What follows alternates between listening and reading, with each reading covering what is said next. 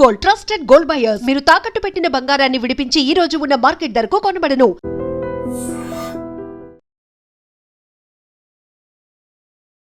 Hi hello నమస్తే, welcome back to iDream media. Budget 2026 ఇది announce చేయగానే మన మార్కెట్లో కుప్పకూలాయి. బట్ ఎందుకు? కేవలం F&O ట్రేడింగ్లో సెక్యూరిటీ ట్యాక్స్ సంథింగ్ ఇది ఒక్కటే రీజన్ అని చెప్పేసి చాలామంది అనుకుంటున్నారు. బట్ ప్రొఫెషనల్స్ చెప్పే మాట అది కాదు. అసలు విషయం ఏంటి, ఇందులో ఏం దాగుంది, దానివల్లే ఈ మార్కెట్ అనేది కొలాప్స్ అవ్వడం జరిగింది. ఆ అసలు విషయం ప్రతి రీటైలర్, ప్రతి ఇన్వెస్టర్ తెలుసుకోవాలని చెప్తా ఉన్నారు. అదేంటో తెలుసుకుందాం. ఇవి మనకు ఎక్స్ప్లెయిన్ చేయడానికి మనతో పాటు ఉన్నారు సర్టిఫైడ్ ఫైనాన్షియల్ ప్లానర్ అయిన అనిల్ కుమార్ బచ్చు గారు. స్వామితో మాట్లాడదాం. నమస్తే స్వామి. నమస్తే. సో మార్కెట్ ఒక రకంగా చెప్పాలంటే ఫాల్ అనే చెప్పొచ్చు, కరెక్షన్ అని చెప్పడానికి కూడా పాసిబిలిటీ లేదు. బట్ ఇది అంతా కూడా బడ్జెట్ 2026 వల్లే జరిగింది అంటున్నారు. ఏ తప్పులు ఉన్నాయని చెప్పేసి, ఏ కారణంగా, ఏ స్టేట్మెంట్ నిర్మలా గారి నోటి నుంచి వచ్చినందుకు ఈ ఫాల్ అనేది జరిగిందంటారు? Very good question. యాక్చువల్లీ ఏ స్టేట్మెంట్ విందాం అనుకున్నామో అది వినబడలేదు కాబట్టి నేను. ఓకే. సో ఏంటంటే బేసికలీ ఎక్స్పెక్టేషన్స్ ఉండింది. ఎక్స్పెక్టేషన్స్ బిల్డ్ చేసుకున్నారు ఇన్వెస్టర్స్ కానీ, రీటైల్ ఇన్వెస్టర్స్ కానీ, ఇన్స్టిట్యూషనల్ ఇన్వెస్టర్స్ కానీ అందరూ కూడా వీ హ్యాడ్ ఎక్స్పెక్టేషన్. ఏం ఎక్స్పెక్టేషన్ ఉండింది? One of the major first thing ఏంటంటే లాస్ట్ 1.5 year 16-17 నెలల నుంచి మన మార్కెట్ల నుంచి FIIs, foreign institutional investors nearly 4 లక్షల కోట్ల పైన నెట్ సెల్లింగ్ చేసి డబ్బులు తీసుకెళ్ళిపోయారు. దానివల్లే మార్కెట్స్ ఒడిదుడుకు గురయ్యాయి. నియర్లీ 23,000 దగ్గరికి వెళ్ళాయి. మళ్ళీ టుక్ టైం, మళ్ళీ 26,000 దగ్గరకు రావడానికి, మళ్ళీ ఇప్పుడు 25,000 నిన్న మార్కెట్స్ ఓడిపోయినప్పుడు 25,300, 400 దగ్గర ట్రేడ్ అవుతూ ఉండింది. ఒక పాయింట్లో నిఫ్టీ 800 పైన, నియర్లీ 1,800 పాయింట్లు సెన్సెక్స్ లూజ్ అయింది.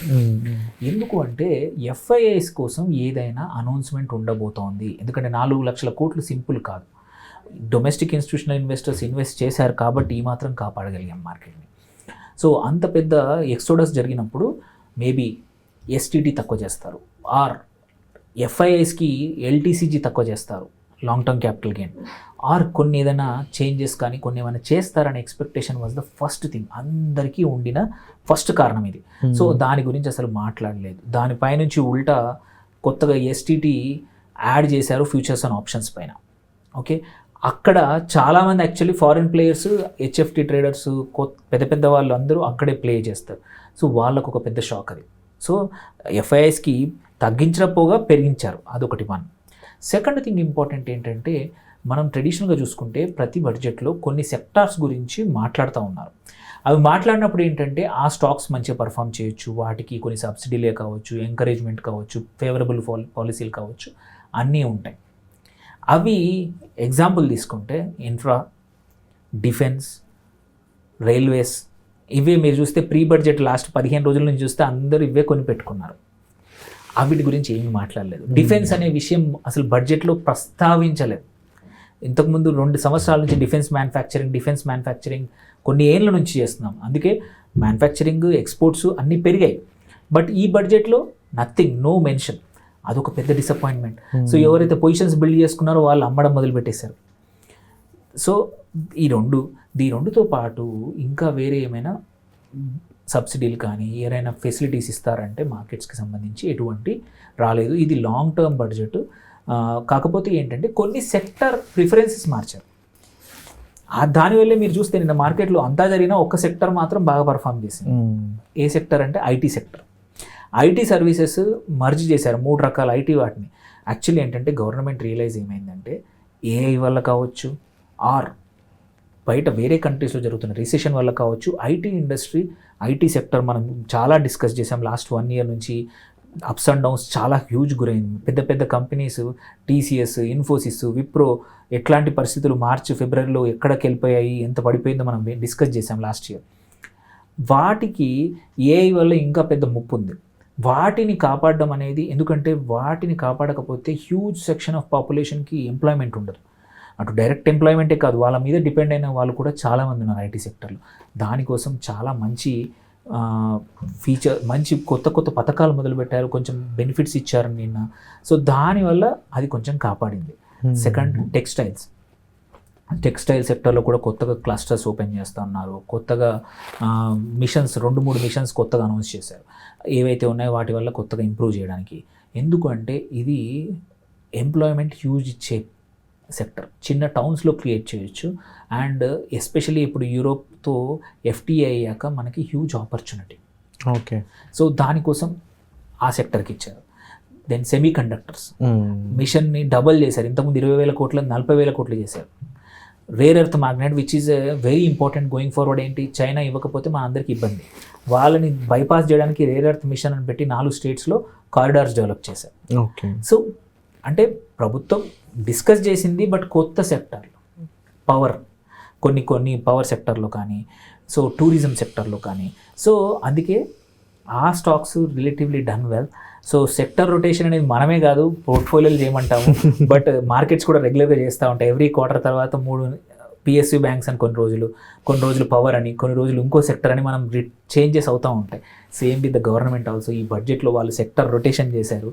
చూసేసి ఎవరైతే ఆ పొజిషన్ అందులో తీసుకున్నారో నిన్న, అందుకే అవి బాగా పర్ఫామ్ చేశాయి. ఇవాళ కూడా మార్కెట్ అందుకే పాజిటివ్గా క్లోజ్ అయింది. మార్కెట్స్ ఇవాళ బాగా క్లోజ్ అయ్యాయి. మళ్ళీ 25,000 క్రాస్ అయింది. So that's a good thing. అంటే ఇమ్మీడియట్ నీజర్క్ రియాక్షన్ ఉండింది అందరికీ, ఎందుకంటే ఎక్స్పెక్టేషన్స్ పడిపోవడం కారణం ఓన్లీ ఎక్స్పెక్టేషన్స్ తగ్గట్టు ఏమీ లేకపోవడం.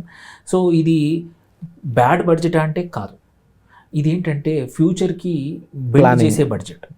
మీరు చూస్తే లాట్ ఆఫ్ ఎక్స్పోర్ట్స్ కోసం ఇన్సెంటివ్స్ అనౌన్స్ చేశారు. ఒక పెద్ద సెక్షన్, ఒక 10 నిమిషాలు ఆవిడ డిఫరెంట్ సెక్టార్లో డిఫరెంట్ ఎగ్జెంప్షన్స్ ఇస్తుంది. ఏంటంటే మ్యానుఫ్యాక్చరింగ్ పెంచాలి. రేపు ఇంతకుముందు మనం గ్లోబలైజేషన్ కోసం రెడీగా ఉండేవాళ్ళం. ఇప్పుడు వెస్ట్ అన్నీ కూడా ప్రొటెక్షన్ పెరిగిపోయింది. గ్లోబలైజేషన్ తగ్గించేసి టారిఫ్స్ పెంచి వాళ్ళ ఇండస్ట్రీలు, డొమెస్టిక్ మ్యానుఫ్యాక్చరింగ్ కాపాడుకోవాలని చూస్తూ ఉన్నారు. అట్లాంటప్పుడు మనం కూడా, మన కరెంట్ అకౌంట్ డెఫిసిట్ చాలా ఉంది, ఎక్స్పోర్ట్స్ తక్కువ, ఇంపోర్ట్స్ ఎక్కువగా ఉన్నాయి మనది. ఎందుకంటే మన domestic consumption driven market. So మనం కూడా సర్వైవ్ కావాలంటే డొమెస్టిక్ మ్యానుఫ్యాక్చరింగ్ పెరగాలి, ఇంపోర్ట్స్ తగ్గాలి. ఒక రకంగా యాక్చువల్లీ రూపీ పెరగడం అనేది మనకు మంచిది, ఎందుకంటే రూపీ పెరిగితే మనకు తెచ్చుకునే ఇంపోర్ట్స్ ఎక్స్పెన్సివ్ అవుతాయి. అప్పుడు ఏంటంటే మ్యానుఫ్యాక్చరర్స్ సొంతంగా ఇండియాలో మ్యానుఫ్యాక్చర్ చేయడానికి కొత్త కారణాలు దొరుకుతాయి. ఓకే. సో అందుకే ఈ బడ్జెట్ మాత్రం డైరెక్ట్గా మనకు కావాల్సుకున్నది ఇవ్వలేదు, బట్ ఇండైరెక్ట్గా మాత్రం రేపటి ఫ్యూచర్ కోసం మాత్రం మంచి పథకాలు కానీ డైరెక్షన్ కానీ మనకి ఇచ్చారు. అదే రియలైజ్ అవుతారు. ఇంకొక 2 డేస్లో చూస్తే మార్కెట్స్ ఇంకా బడ్జెట్ని డిస్కౌంట్ చేసేస్తాయి. అర్నింగ్ సీజన్ నడుస్తూ ఉంది. February 20th వరకు అర్నింగ్స్ చాలా కంపెనీస్ అనౌన్స్ చేస్తాయి. Already quite a few companies good earnings post GST rationalisation తర్వాత ఇచ్చాయి.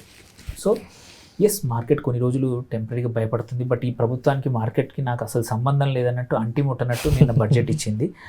బట్ సేమ్ ప్రభుత్వం యూజువల్లీ మధ్యలో కూడా వింటా ఉంది కాబట్టి వీ కెన్ ఆల్వేస్ ఎక్స్పెక్ట్. అది ఈ ఫీచర్ ఆఫ్ దిస్ గవర్నమెంట్.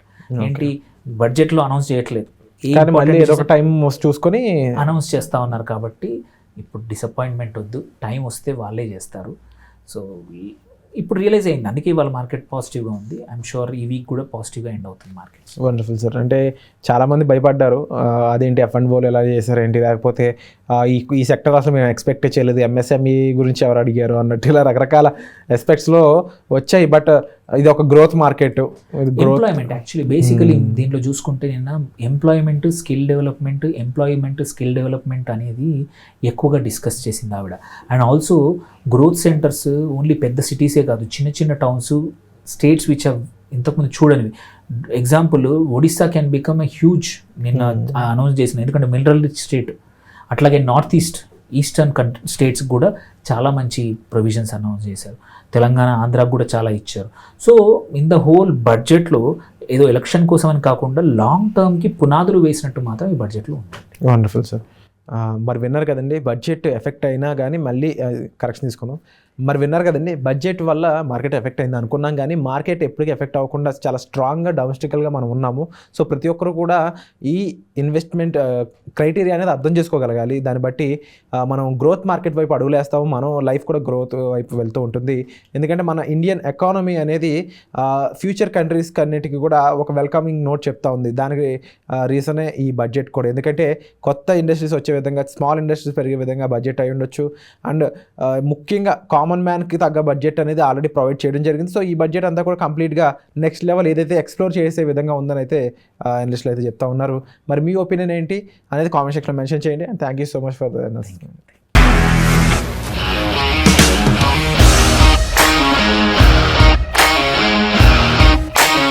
ఇండస్ట్రీలో కమిట్మెంట్ ఇష్యూస్ వస్తే నీకు కూడా వచ్చినట్టు మార్నింగ్ తీసుకెళ్ళాడంటే కొట్టి పడేస్తాడు.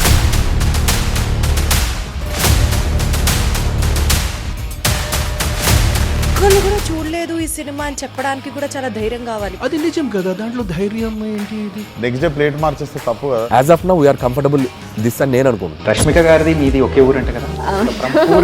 నీకు కోపం వచ్చిందంటే బాగా తిట్టేత్తరా? తిట్టేద్దామండి. నిజంగా గేమ్ ని ఎలా చేంజ్ చేయగలిగారు? ఏపీఎస్ఎఫ్సి వాళ్ళకి 6 నెలల్లో నేను 6 లక్షలు కట్టా. బిజినెస్ చేయాలనుకుంటే it is as difficult as riding a tiger.